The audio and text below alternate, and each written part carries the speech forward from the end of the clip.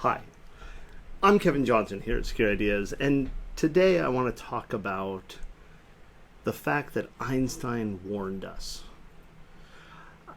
And I know that sounds odd. Like, what do you mean? Well, I'm talking about why user awareness is not the right place for us to be focusing as much effort as we do.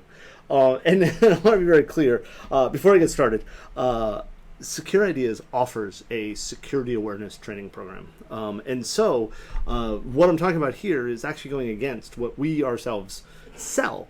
And I think that's okay, because the reason I think that's okay is because my goal with this video and the associated blog is to start a conversation that hopefully will let us focus in the right place. But until that happens, as we'll talk about, there are lots of compliance reasons why security awareness has to happen. And so I guess I'm a hypocrite, right?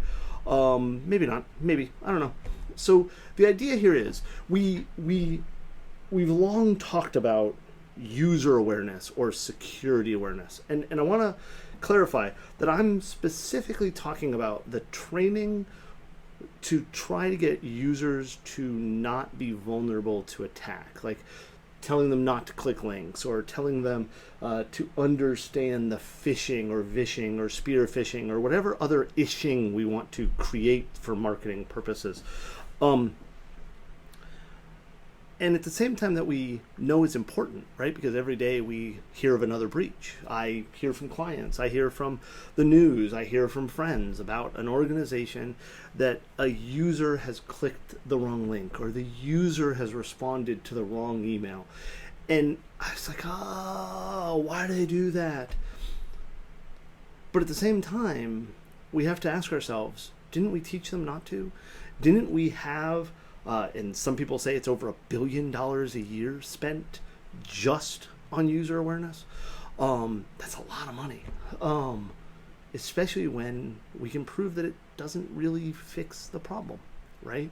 A few years ago, Dave Eitel actually came out and posted a blog about the fact that user awareness was dumb to do and we shouldn't do it because we do it and then it fails. And I want to be honest and open and explain that at the time, I was one of the people that spoke out against what Dave Eitel was saying, right?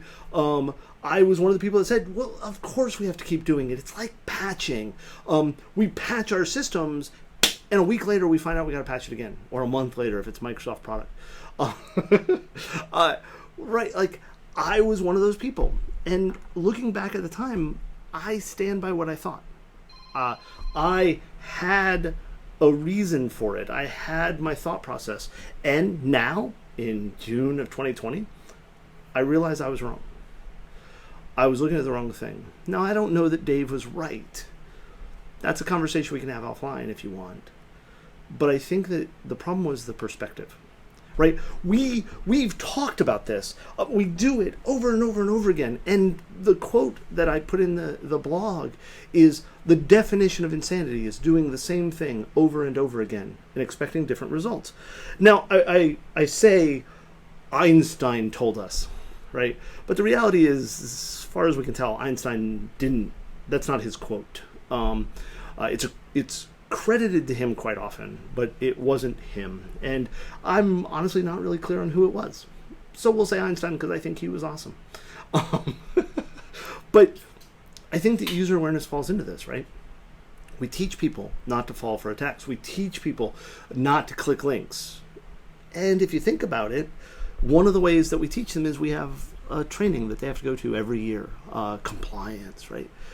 And how do we get them there? We send them an email with a link that they click on to take a training class that says, don't click links. That seems dumb. Now, like I said, I'm not talking about stuff like the anti-money laundering training or things like that. I think those are a good thing. And I actually think, and I'd like to believe that Secure Ideas training does this, that really what we're teaching people is to understand what the problems are, not necessarily that they're the solution to those problems, right? We have to figure out what we're teaching people. And in my opinion, and this is after a lot of thought, a lot of discussions with clients and people, I think that the problem is that we have built our systems, our processes, our procedures to actually require the user to click links, right? Think about it. I had to transfer money from one bank account to another bank account, and I got an email from the bank as part of that process, and I had to click a link to make the next step work. I've worked in organizations where part of the deployment process or part of the approval process to hire somebody or part of the building of a new account was an email went to a manager, or an email went to an IT person, or an email went to the help desk, and they had to click a link to get there. And so we teach people not to click links to the point where, a good friend of mine's company has stickers that they give out that have a toilet and it says, "Don't click shit." And that's funny. And I understand the idea and I laugh. I've got a couple of those stickers, right? But the reality is we have to click stuff. And I hope you heard the quotes in italics around half too. We've designed the systems to. And so to me, what we need to do to fix this is not to spend another $1 billion on user awareness, but to actually focus our efforts at training the people who build the systems, whether that's developers, architects, QA people, project managers, whoever is making the decision to build a system in this way, build a process or a procedure in this way. We hear about user experience designers. Those are the people we need to teach. And what we need to do is we need to talk to them and get them to understand that what they are building encourages the wrong behaviors. And so if we could change that, we'd be better off. Now, that's a very simple statement, but I also want to point out I'm aware of how complex this is to deploy, right? We're not going to snap our fingers and tomorrow have all the applications changed. I get that, which is why we're probably going to be spending that $1 billion for a little bit longer.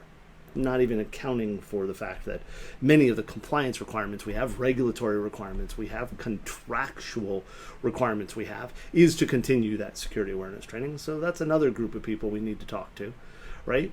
But if we can start getting the user experience to work so that the system does not require clicking a link.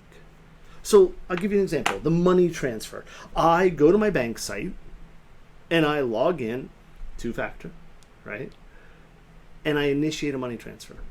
And I get an email that says, hey, click this link to approve the money transfer into that other account or whatever. Bad example, but let's go with it, right? Instead of a link, what we should do is have that email say, please come back to the bank site, the one you know about, the one you go to anyways, and log in. And once you log in, there will be a notification in the system about the transfer. And then so I go and I log in and I don't click a link.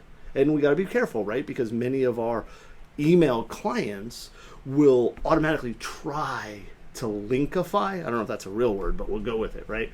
So we got to be careful of that and probably need to talk to those developers as well.